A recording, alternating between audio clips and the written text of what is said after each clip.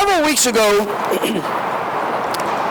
I signed a declaration of emergency declaring that we have a police shortage in this state. Now, as someone who has been both a police officer and a sheriff's deputy, someone who has walked in the very shoes of many of the deputies that these officers serve, in fact, served with one of these deputies directly on the streets, it pains me to see the lengths under which we have to go to now to recruit people into law enforcement. And the people who get into law enforcement don't do it for the money.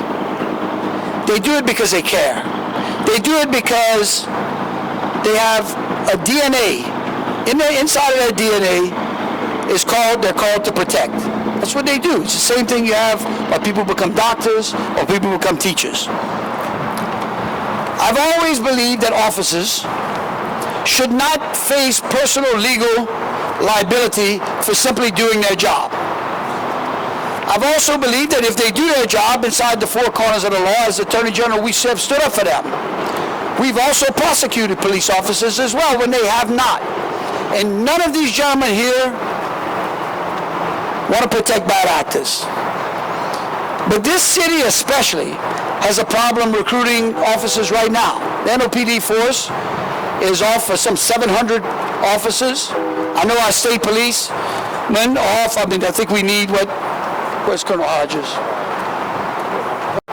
We could use a couple hundred this year. This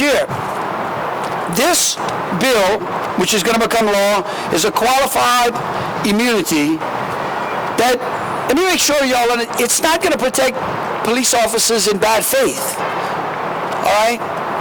Or when they don't operate inside of the law. But when they operate inside of the law, this bill will further protect them and their agencies so that these agencies, these sheriffs, and our municipal police departments can access the insurance necessary to protect them. Because without it, the costs keep rising. And the ability to attract police officers, we'd rather, instead of paying the insurance companies, wouldn't we rather pay the police officers? And that's what we're trying to do here. And so, sheriffs, this bill is for y'all.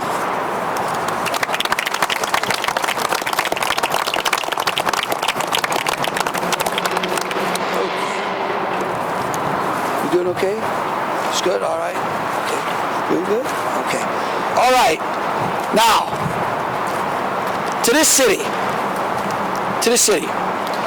New Orleans has been in the top 10 most dangerous cities for too long. And 8 years ago, when I became the Attorney General, we came here to work with stakeholders. I think Greg Rutsevich is Greg, y'all come up. Is Jason here? He couldn't make it? Okay. Who else is here? The DA couldn't make it? Guarnecci? Okay. I'd love for y'all to stand with these folks. Okay? Sheriff, y'all okay? Y'all can hang there. Chief? So 8 years ago, we came here in an effort to try to start to stem the violence in the city, especially inside of the quarter and the CBD. And Greg remembers, I told him, I said, look, if I'm going to come as the Attorney General, I'm not coming to protect the business district or the tourists. We are going to protect the entire city. Because there are people who work real hard inside of the business district.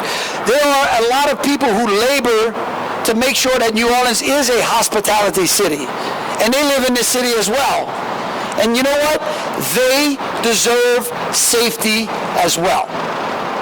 And so as governor, our commitment is going to be to establish a permanent troop NOLA that is going to work inside this city, not just in the quarter, not just in the business district, but inside this entire city to help to stem the violence, the tragic violence that continues to plague the city and to make this city safe.